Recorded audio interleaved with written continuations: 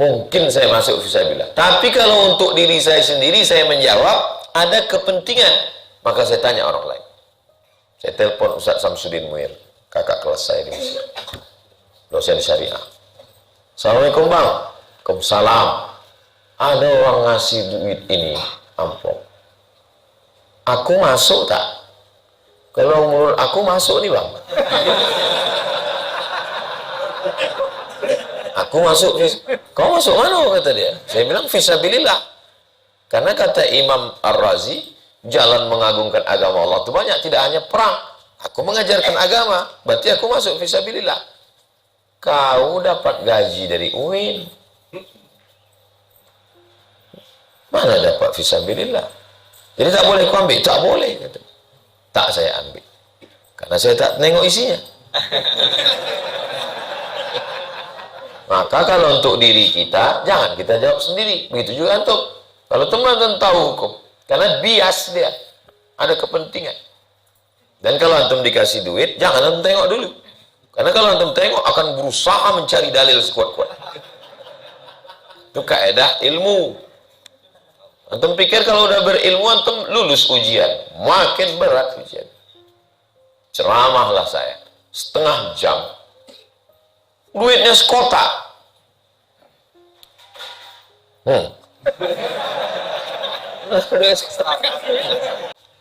Dalil akalnya mengatakan tak batal. Karena waktu gosok gigi, kena pasta itu ke lidah.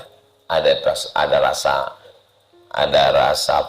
mentol, ada rasa pedas, ada juga rasa green tea. Tak batal. Siwak itu pun ada rasanya, pahit-pahit kelat, tak batal. Karena tak masuk ke dalam. Tapi kalau dalil nasnya, bukan hadis, bukan ayat Quran, bukan pula hadis Nabi, ucapan Abdullah bin Abbas, kata Abdullah bin Abbas tak batal. Tapi saya tak membolehkan itu pada keluarga saya. Istri saya, santri, kalian tak boleh mencicip. Kenapa? Ihtiyat, hati-hati. Nanti dia masak rendang, cicip. Dia masak gulai asam pedas, cicip. Dia masak belacan, cicip. Dia masak ini, cicip. Cicip. Pas ditanya, kau kenapa? Kata Ustaz Somad boleh. Saya menutup celah, menutup peluang. Tapi kalau rasanya tidak pas, Ustaz, dia agak-agak aja. Kalau udah profesional bisa itu dia agak-agak.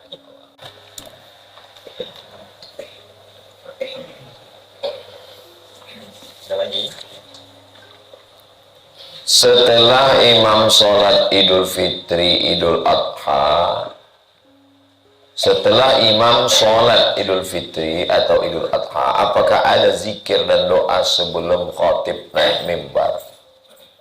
Antum sampai ke tempat sholat itu duduk bertakbir, Allahu Akbar, Allahu Akbar, Allahu Akbar, la ilaha illallah, wallahu akbar, Allahu akbar walillahil hamd, Allahu akbar kabira, walhamdulillahi katsira, wa subhanallahi bukratan wa asila, la ilaha illallah wahdah, sadaqa wa'dah, wa nasara 'abdah, wa a'azza jundahu wa hazamal ahzaba wahdah, la ilaha illallah wa la na'budu illa iyyah mukhlishina lahuddin walau karihal kafirun walau karihal musyrikun walau karihal munafiqun, la ilaha illallah wallahu akbar, Allahu akbar walillahil hamd. Itu berdasarkan firman Allah, walitukmilul iddata, sempurnakan bilangannya, maksudnya 29 atau 30 hari. Walitukabbirullah, bertakbirlah. Bertakbir di ramai-ramai, di jalan, di masjid, di pasar. Tapi yang sendirian juga bertakbir. Ini banyak orang sendirian dia tak bertakbir. Pas ramai dia bertakbir. Sendiri pun bertakbir. Di rumah sambil mengisi kue ke toples. Sambil masak rendang besok pagi. Ayam pop, ayam dangdut, ayam metal. Tak memasak sambil masak. Allahu Akbar. Tak bertakbir. Ya, tak bertakbir. Sampai kapan takbir itu berhenti? Sampai khatib naik mimbar. Begitu khatib naik ke atas mimbar, Allahu Akbar, Allahu Akbar, Allahu Akbar, Allahu Akbar, Allahu Akbar, Allahu Akbar, Allahu Akbar, Allahu Akbar, Allahu Akbar kabira, walhamdulillahi katsira, wa subhanallahi bukrah. Tak habis itu tak ada takbir lagi. Idul Fitri. Jadi sholatlah saya di dekat Jalan Nangka itu. Habis bertamu ke rumah jamaah, sholat zuhur Idul Fitri. Selesai sholat zuhur, imam tuh Allahu Akbar, Allah. Makmum dah berbisik, lupa. Mana ada takbir lagi?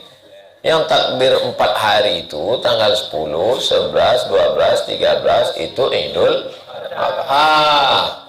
Dia potong video nih biar ingat orang tuh takbir. Kalau dia dikasih tahu mau berhenti masih syukur. Pas ditanya tak ada takbir.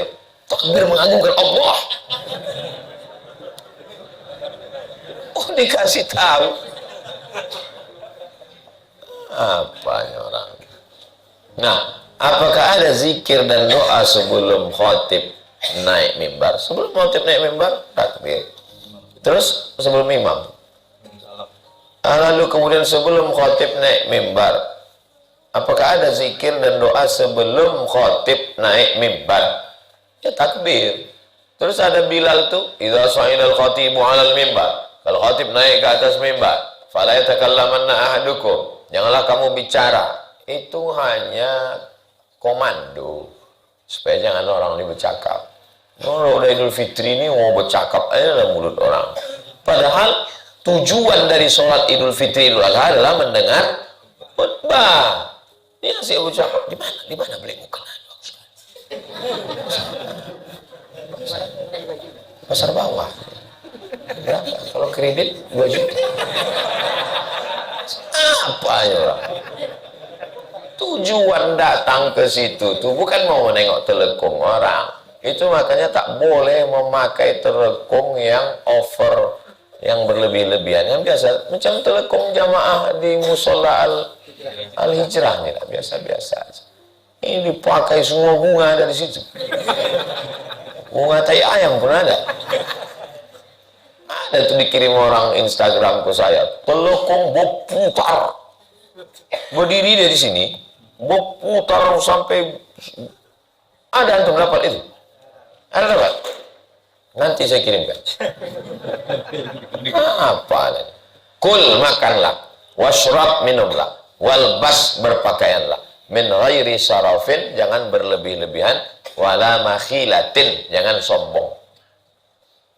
Makanlah, minumlah, berpakaianlah, jangan berlebihan dan jangan sombong. Ada orang minum sombong? Ada. Minum kopi $100 segelas. Ada orang makan sombong? Ada. Makan di rumah makan yang mewah, tapi tak dimakan, ditengok-tengok aja. Ada orang berpakaian sombong? Ada. Berpakaian biasa aja. Makan pun biasa aja. Minum itu pesan Nabi. Kul makanlah, washrab minumlah, walbas berpakaianlah, watasaddaq min ghairi sarafin wala makhilatin. Jangan berlebihan, jangan sombong. Harga toples 2 juta satu. Datang tamu pecah, meninggal tuan rumah. Tahulah tamu hari raya mana anak kecil. Diletakkan toples di atas meja. Meja itu pula tinggi. Asal nampak anak-anak tuh kecil lewat lari-lari. Gitu. Kalau mau ngasih 2 juta tuh kasih beasiswa ke mahasiswa-mahasiswa ini. Kaya betul kok banyak duit. Panggil mahasiswa. Ini beasiswa apa namanya Bu? Beasiswa tak jadi beli toples. Begitu. Soal tamu datang cerita, itu apa sini harganya 2 juta. Entah siapa yang bertanya.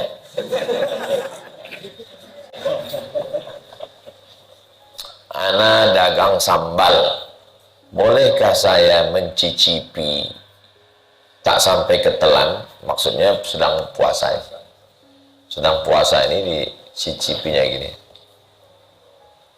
Boleh apa tidak? Menurut antum, tak usah pakai dalil, pakai logika akal, boleh apa tak boleh?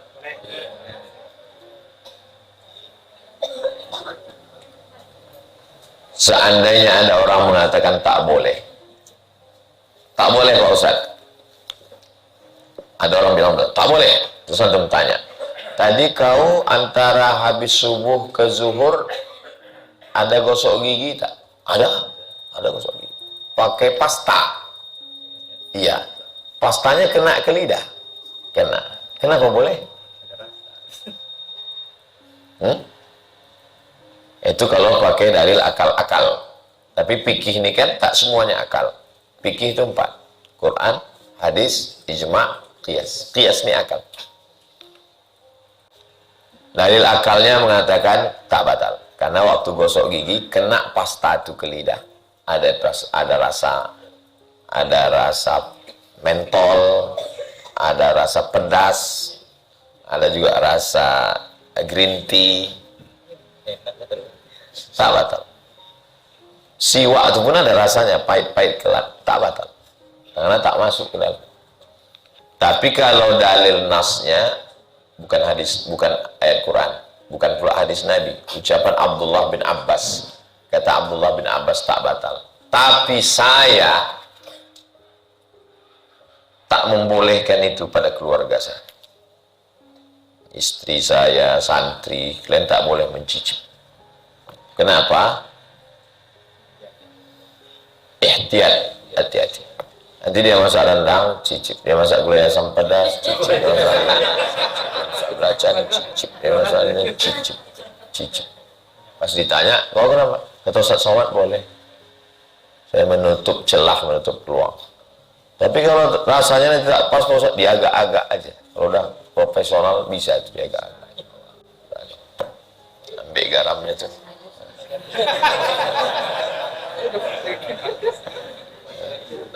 Bisa tuh agak-agak. Saya aja yang masak 6 tahun bisa agak-agak.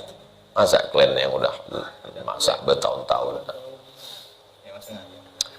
Kapan wajib bayar zakat fitrah, Pak Ustadz? Menurut mazhab Hanafi, sudah boleh membayar zakat fitrah sejak masuk bulan Ramadan. Masuk bulan Ramadan, langsung dibayarkannya zakat fitrah. Ini zakat fitrah saya, boleh. Mazhab Hanafi. Mazhab Maliki dan Hambali, beberapa hari, 2 hari menjelang Idul Fitri udah boleh. Karena tujuan dari zakat fitrah ini adalah ughnuhum lihadzal yaum, buat mereka hari raya pada 1 Syawal. Jangan sampai 1 Syawal dia masih minta. Pas saya sampai di Simpang Tabik Gadang, saya mau khutbah di depan Ramayana. Sampai depan Tabik Gadang, saya buka kaca, saya kasih duit. Kau balik, saya bilang. Kalau sampai kau masih berdiri di sini, 1 pekan baru ini berdosa gara-gara kau. Pulang kau. Jangan nampak aku lagi ke sini. Lebih dari zakat fitrah yang saya kasih. Tak boleh ada. Antum nanti kalau jumpa, marah. Ya. Antum yang tak bisa marah, ada pistol. Kita bilang, pulang ya, pulang. Cukup pecahkan kepala kau. Itu kan membuat orang berdosa itu. Jangan-jangan itu sindikat itu. Sindikat yang mengeksploitasi anak-anak. Dikumpulkannya anak-anak. Kenapa setiap bulan puasa bermunculan anak-anak? Badut-badut pun berdatangan. Saya karena tak ada kekuasaan saya. Kalau ada saya tangkap itu semua. Tangkap, tanya mana sindikat kau, mana bos kau. Jadi banyak kerjaan saya. sempat. Kalau nanti lah, udah habis kerjaan ini kita tangkap tuh sama-sama. Siapa yang punya kerja itu sebetulnya? Siapa backing? Membayar zakat fitrah itu ada namanya waktul wujub, waktu wajib. Tapi ada namanya waktu boleh. Waktul wujub itu kapan wajibnya membayar zakat fitrah? Wajibnya membayar zakat fitrah sejak tenggelamnya matahari petang Syawal. Misalnya hari ini Ramadan terakhir. Tenggelam matahari sore nanti. Kumandang azan maghrib. Allahu Akbar, Allahu Akbar.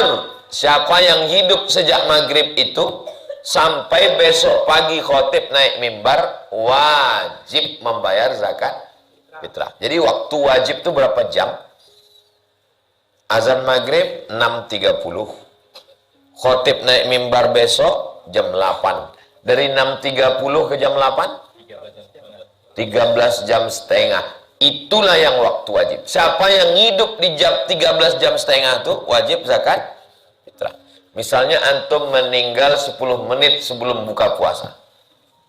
Wajib bayar zakat fitrah? Tapi udah saya bayarkan laki saya itu Pak Ustaz. Jangan antum minta lagi. Antum ke masjid. Assalamualaikum Pak pengurus. Ya, laki saya itu mati sebelum berbuka. Balikkanlah beras tuh. Karena udah dibayarkan. Itu terhitung sedekah lah itu. Siapa yang hidup sejak azan maghrib sampai khotib naik mimbar, maka dia terhitung wajib. Ibu hamil. Anaknya lahir setelah pas khotib naik mimbar. Allahu Akbar, Allahu Akbar, Allahu Akbar. Wajib bayar zakat fitrah? Tidak, karena anak udah lahir. Anak lahirnya setelah khotib. Maka siapa yang tak mau keluar duit, tahanlah anak itu. Jangan kau keluar ya nak. Jangan kau keluar. Saking kan bakhilnya. Ini kan pelitnya. Usahakan setelah khotib naik mimbar nanti. Jelas? Siapa yang hidup? Jadi siapa yang tak mau membayar zakat fitrah, matilah sebelum azan maghrib. Sore-sore itu habis asar, mati dalam keadaan kelaparan, belum berbuka puasa. Bagaimana hukumnya uang zakat fitrah digunakan untuk membangun musola? Antum buka Google, tulis Somad Moroko Zakat. Nanti share di berapa anggota grup kita sekarang?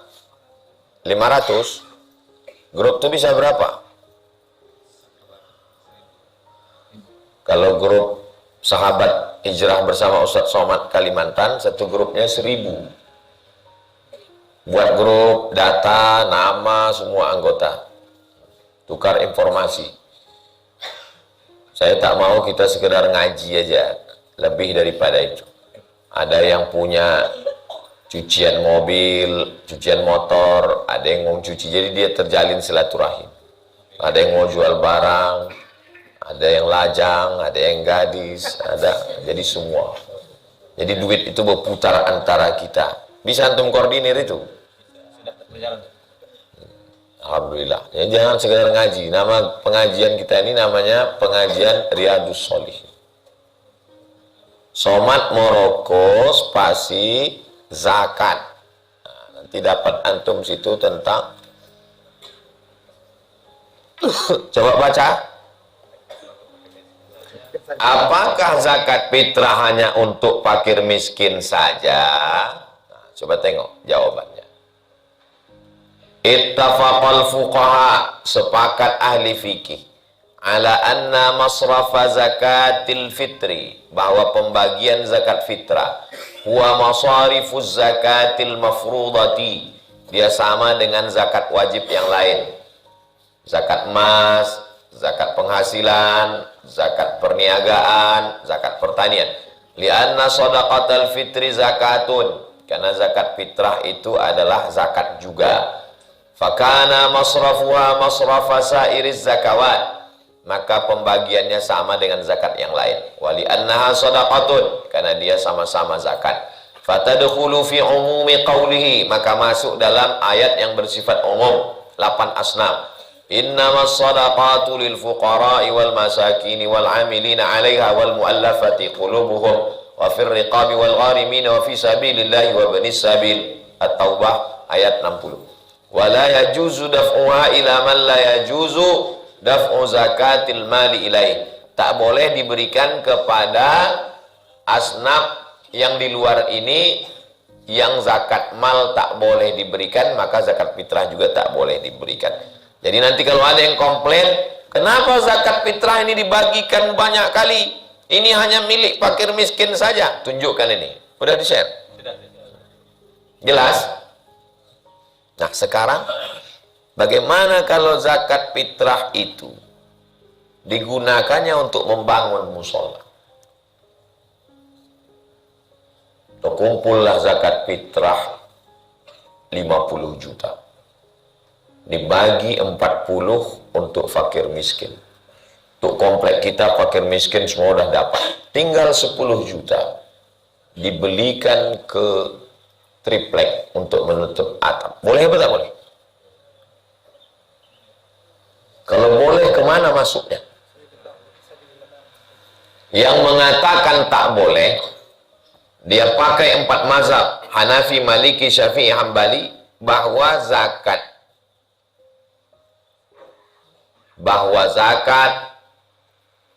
hanya untuk 8 asnaf. Innama shadaqatu lil fuqara wal masakin wal 'amilina 'alaiha wal mu'allafati qulubuhum wa fir riqab wal gharimin wa fi sabilillah wa ibnis sabil. Musalla, masjid, pesantren tak masuk situ.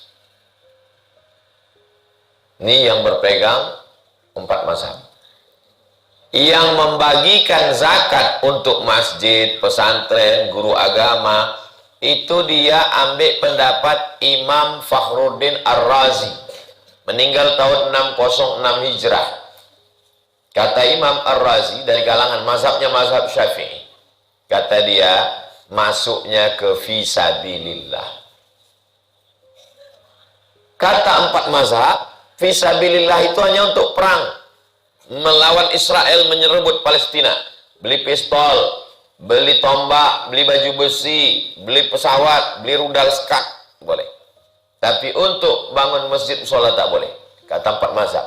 Kata Imam Ar-Razi, dikutip oleh Syekh Atiyah Saqar, Mufti Al-Azhar, dalam kitab Fatwa Al-Azhar, kata dia fisabilillah itu artinya semua yang mengagungkan agama Allah, menolong agama Allah, termasuklah musola, guru mengaji. Makanya Malaysia mengirim mahasiswa ke Kairo, mahasiswa itu dikasih zakat, padahal mahasiswa itu mampu.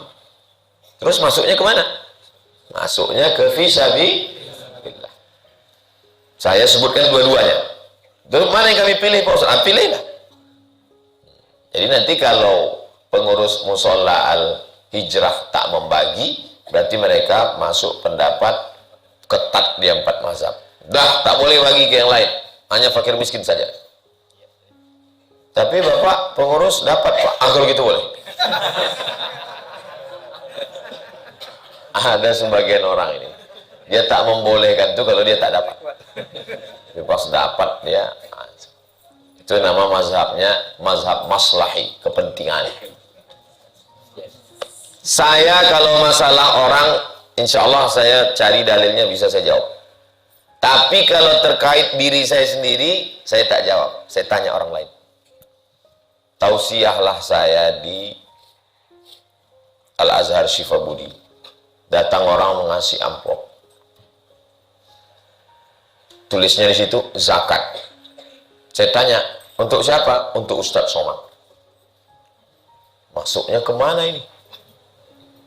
Il-fuqara, saya tidak. Al-masakin, tidak. Wal-amilin, tidak. Wal-mu'allafati qulubuhum, tidak. Wal-gharimin, wa fir riqab, hamba saya tidak. Wal-gharimin, dililit utang, tidak. Wa fi sabilillah, mungkin masuk fisabilillah. Karena saya mengajar agama. Wa binis sabil, tidak. mungkin saya masuk fisabilillah. Tapi kalau untuk diri saya sendiri, saya menjawab ada kepentingan, maka saya tanya orang lain. Saya telepon Ustaz Samsudin Muir, kakak kelas saya di Mesir, dosen syariah. Assalamualaikum bang. Waalaikumsalam. Ada orang ngasih duit ini, amplop. Aku masuk tak? Kalau menurut aku masuk nih bang.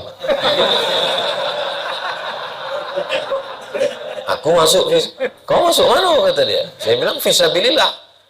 Karena kata Imam Ar-Razi, jalan mengagungkan agama Allah itu banyak, tidak hanya perang. Aku mengajarkan agama, berarti aku masuk fisabilillah. Kau dapat gaji dari UIN. Mana dapat fisabilillah? Jadi tak boleh kau ambil, tak boleh. Kata. Tak saya ambil, karena saya tak nengok isinya. Maka kalau untuk diri kita, jangan kita jawab sendiri. Begitu juga antum. Kalau teman-teman tahu hukum, karena bias dia, ada kepentingan. Dan kalau antum dikasih duit, jangan antum tengok dulu. Karena kalau antum tengok, akan berusaha mencari dalil sekuat-kuat. Itu kaidah ilmu. Antum pikir kalau udah berilmu, antum lulus ujian. Makin berat ujian. Ceramahlah saya, setengah jam. Duitnya sekotak.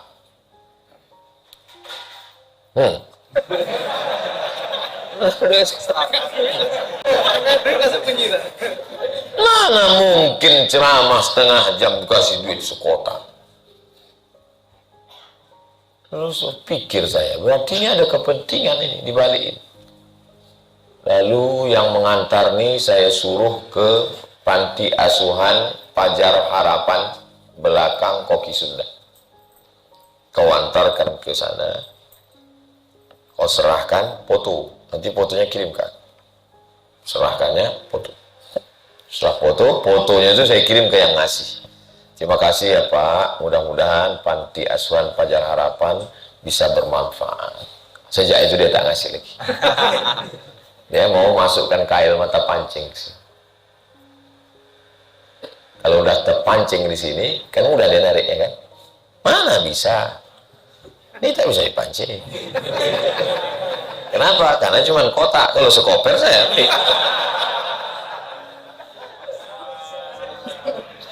Kotak dia kan. Dia mau telan nanti. Diulurnya. Sampai tertelan mata pancing ini. Kalau udah tertelan, tersangkut di insang, udah dia narik. Oh, tak semudah itu. Kau tak tahu ini belut udah makan oli.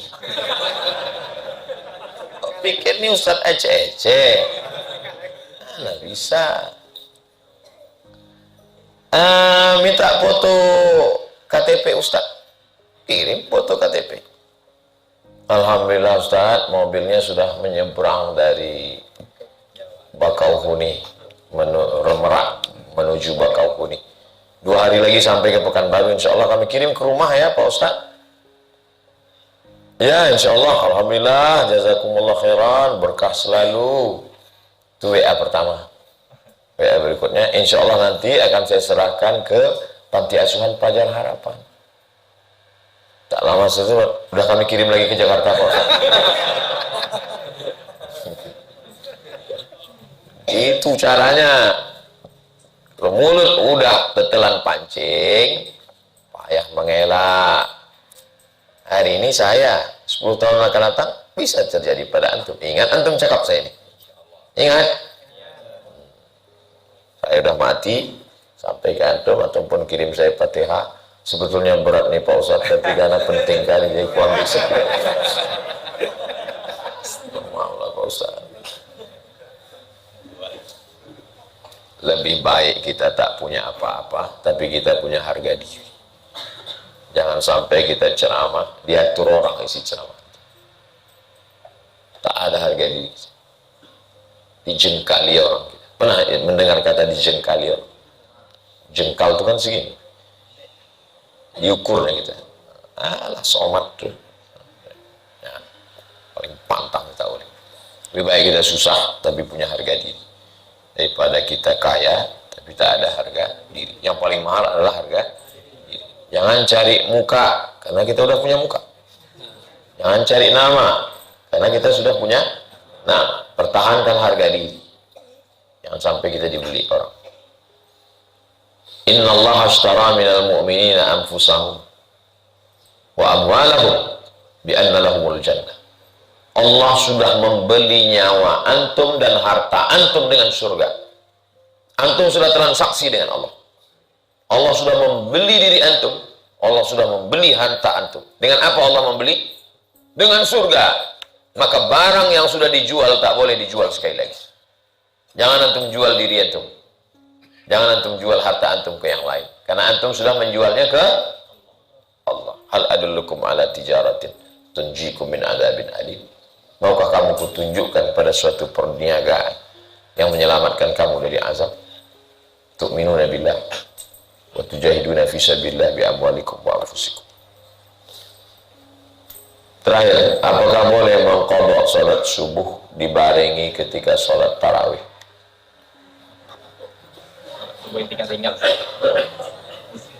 Salat zuhur diqadha di waktu zuhur afdal. Salat zuhur diqadha di waktu isya mubah. Boleh. Usolli fardhu zuhri 4 raka'atin qada'an. Selesai salat isya 4 rakaat. Boleh. Mengqadha salat subuh dibarengi ketika salat tarawih. Usolli fardhu subhi raka'ataini qada'an. Antum makmum, imam antum salat tarawih, antum di belakang salat wajib. Kalau mazhab Syafi'i nanti bermasalah pada kunut. Karena imam antum tarawih tak berkunut. Sedangkan antum berkunut. Cuman antum mau kunut. Situ letak masalahnya. Adapun imam sholat sunnah, makmum sholat wajib, boleh apa tak boleh? Antum sholat sunat di jalan nih, pas mau balik kampung. Usolli sunnata zuhri raka'ataini ba'diyatan. Tak lama datang orang dari belakang, menepuk bahu mau jadi makmum. Dia sholat apa? Sholat wajib. Antum sholat sunat. Boleh apa tak boleh? Mazhab Maliki tak boleh. Mazhab Maliki imam dengan makmum mesti sama sholatnya. Maka tepuk-tepuk bahu itu tak ada dalam mazhab Maliki. 2 tahun saya di Maroko tak ada orang tepuk-tepuk bahu. Karena dia dari awal start itu dia udah tahu bahwa imamnya ini sholatnya sama. Mazhab Syafi'i boleh imamnya sholat sunat, makmumnya sholat wajib. Mana dalilnya? Dalil 1. Nabi sholat sama sahabat. Selesai sholat, Nabi pulang. Sahabat yang sholat sama Nabi ini tak pulang, dia duduk di masjid. Tak lama sudah itu datang orang kampung dia. Kata orang kampungnya, kami belum sholat. Kami mau sholat. Kata orang kampungnya, kaulah jadi imam. Karena kau sahabat Nabi, kau dekat dengan Nabi, kau belajar sama Nabi, kau afdal, kau jadi imam. Lalu sahabat Nabi ini jadi imam. Dan orang kampungnya jadi makmum. Pertanyaannya, sholat apakah imam itu? Sholat sunat. Antum kalau sholat zuhur 2 kali, sholat yang pertama itu wajib, sholat yang kedua itu sunat. Untuk mencari fadilah. Sahabat Nabi yang sudah sholat sama Nabi tadi jadi imam. Maka sholat dia yang kedua itu adalah sholat sunat. Sedangkan makmumnya sholat wajib. Itulah dalil boleh orang sholat sunat, makmumnya sholat wajib. Dalil yang kedua, Nabi jadi imam sholat khauf, makmumnya sahabat. Selesai 2 rakaat, salam. Assalamualaikum warahmatullah. Nabi jadi imam lagi. Makmumnya berganti. Makmum yang tadi sholat, baris kedua menjaga, menengok musuh. Sekarang baris yang pertama turun ke belakang untuk menjaga. Pertanyaannya, Nabi sholat apa yang kedua nih? Sunnah. Jamaahnya di belakang.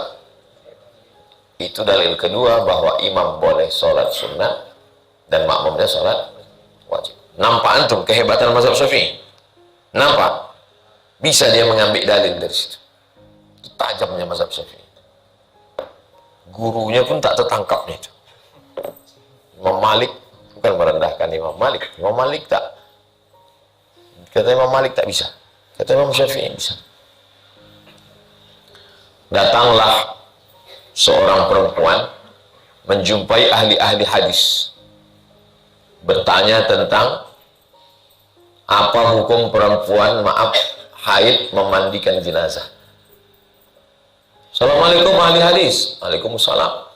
Ada hadis tentang perempuan haid memandikan jenazah? Berpandang-pandangan ahli hadis. Tak ada. Ada kalau rapat riwayat? Tak ada. Kata mereka, tak ada. Tapi kalau kau mau tahu, coba jumpai Imam Ahmad, murid Imam Syafi'i. Pergi untuk menjumpai Imam. Ada perempuan haid memandikan jenazah? Hadisnya? Ada. Boleh? Boleh. Loh, orang tuh heran. Mana hadisnya? Hadisnya waktu Nabi i'tikaf. Ini tempat Nabi jadi sholat imam. Di samping kiri itu kan kamar Nabi. Jadi tak ada jaraknya, langsung dinding, itu sebelah dinding itu kamar Nabi. Nabi minta ulurkan kain. Nawilinil khumrah. Tolong ulurkan aku kain, Aisyah. Ulurkan aku kain. Kenapa Nabi tak mau keluar? Karena takut i'tikafnya batal. Kenapa Aisyah tak masuk ke dalam? Karena Aisyah sedang berhalang. Aisyah tak mau mengulurkan kain. Kenapa? Karena dia sedang berhalangan. Kata Nabi, tanganmu tidak haid. Aisyah mengulurkan tangannya dari jendela. Kata murid Imam Syafi'i, itulah dalil perempuan haid boleh memandikan jenazah. Nampak antum mengambil dalil? Nampak? Jadi kalau ada orang sekarang, mana dalilnya? Mana dalil? Disebutkan belum tak tertangkap kau itu.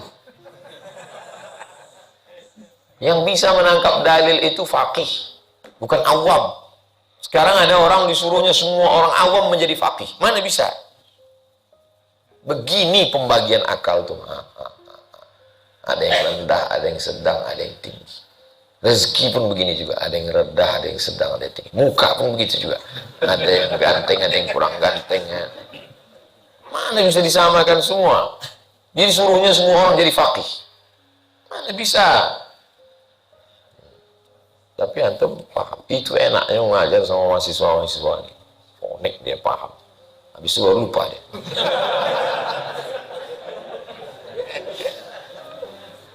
Apakah boleh saat duduk atau berbaring kaki menghadap ke kiblat? Apa hukumnya? Antum duduk tertidur, kaki antum menghadap, tidak sampai haram, tapi tak beradab. Jadi kalau antum baring-baring di masjid, di rumah, kaki antum kalau tidak ke Medan, ke Palembang atau ke Jepang, yang sampai ke arah kiblat. Itu juga tentang tidur. Nanti antum pas umrah di Masjidil Haram, kaki antum ditengok orang Arab, masih adab, tak beradab lagi. Mana ini gitu? Pantang, aib. Adab. Tidak sampai pada haram, tapi tak beradab, tak menghormati. Apakah boleh kita lanjut puasa jika tidak melafazkan niat?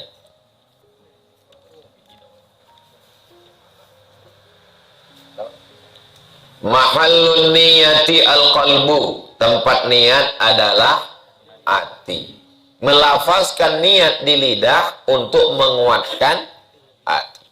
Asalnya niat itu tak berbunyi. Allahu Akbar. Ada antum mendengar niat?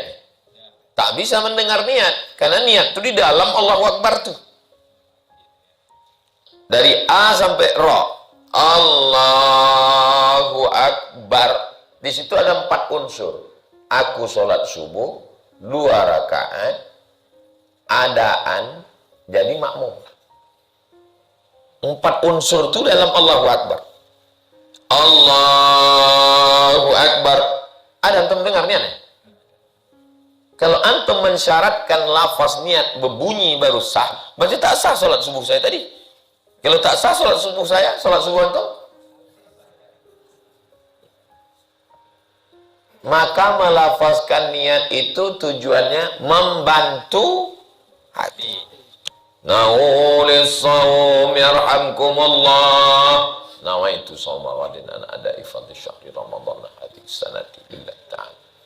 Jadi ketika antum makan sahur itu sesungguhnya dalam hati antum sudah berniat.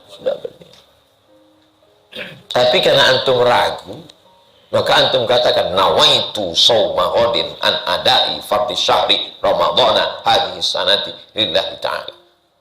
Kebetulan istri antum di dapur. Habis itu dia datang, abang udah berniat? Udah tadi, aku tak dengar nawaitu sawma wadin.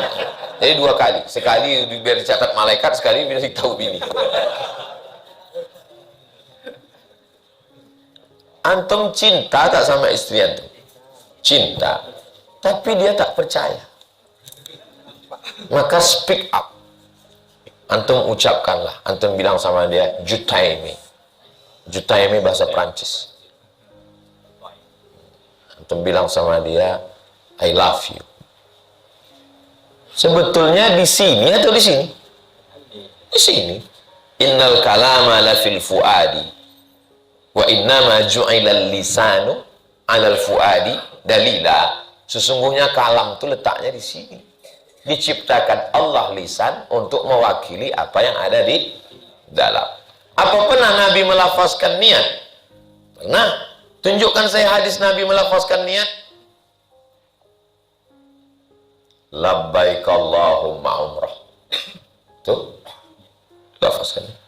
Bagi yang menerima qiyas, dia tak terlalu sulit. Bagi orang yang menerima qiyas, tidak boleh usolli fardhu maghribi. Nabi tak pernah mengatakan, itu labbaik Allahumma umrah. Labbaik Allahumma hajjah. Itu hanya di haji saja. Qiyas tak pakai. Tapi guru kau pakai, guru saya boleh, guru kau tak boleh. Semana ceritanya ini? Assalamualaikum Syekh bin Bas, ulama Saudi Arabia. Mufti Syekh Abdul Aziz bin Bas. Waktu membaca sujud tilawah, nama ayatnya sajadah. Nama sujudnya tilawah. Jangan salah. Nama ayatnya sajadah. Nama sujudnya tilawah.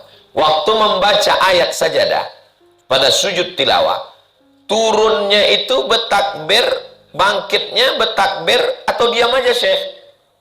Kata Syekh Albani, turun dan naiknya tidak bertakbir. Wahum la yastakbirun. Sajadah wajhiyya alladhi khalaqahu wa sawwarahu wa syaqqa. Tatajafa junubuhum 'anil madaji yad'u rabbahum khawfan wa tama'an. Tak pakai takbir. Kenapa? Karena Nabi tak pernah bertakbir. Kata Albani, kata Syekh bin Bas, turunnya bertakbir dan naiknya bertakbir. Kata Syekh bin Bas. Dalilnya Syekh, karena Nabi kalau sholat dia bergerak bertakbir. Pertanyaannya, dalil apa yang dipakai Syekh bin Bas? Qiyas. Paham? Nangkap. Sedap belajar usul fikih.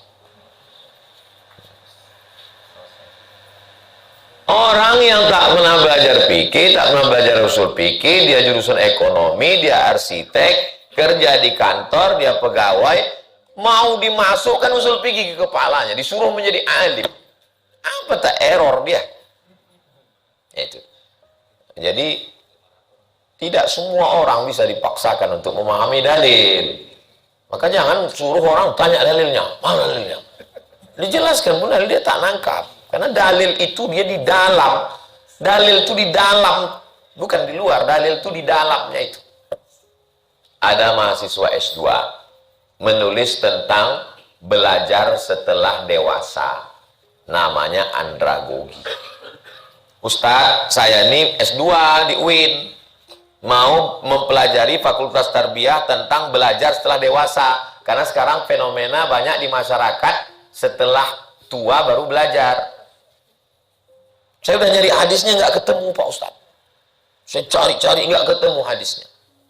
Terus saya tanya, Nabi itu dapat wahyu umur berapa?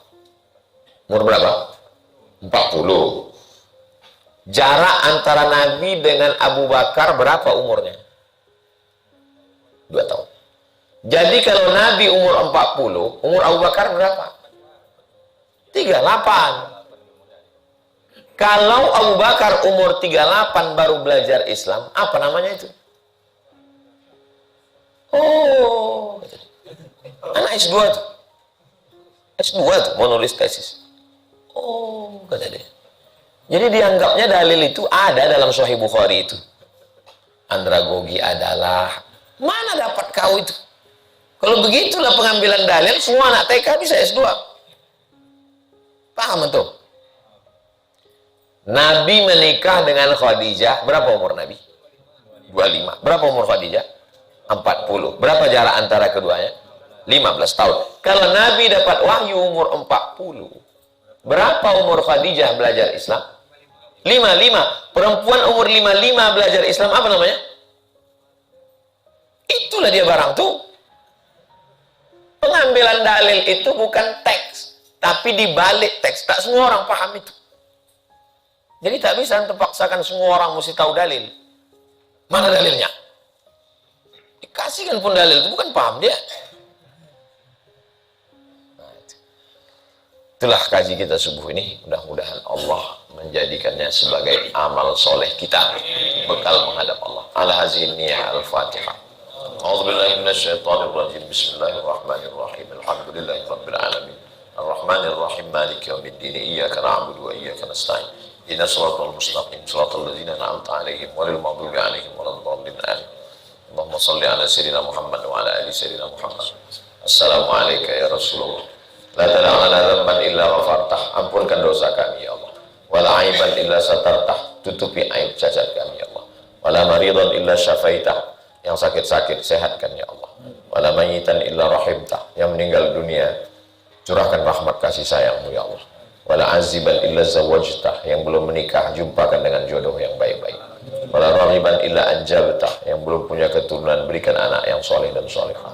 Rabbana hab lana minas solihin. Rabbana hab lana min ladunka dzurriyyatan thayyibah. Allahumma innaka afuwun tuhibbul afwa fa'fu anna ya karim. Rabbana atina fid dunya hasanah wa fil akhirati hasanah wa qina adzabannar. Wa sallallahu ala sayyidina Muhammad wa ala alihi washabbihi wasallam walhamdulillahi rabbil alamin. Taqabbalallahu minkum. Taqabbal ya. Terima kasih segala perhatian, mohon maaf segala kesilapan. Salat sunat isyraq 2 rakaat, usolli sunnatal isyraq raka'ataini lillahi ta'ala. Assalamualaikum warahmatullahi wabarakatuh.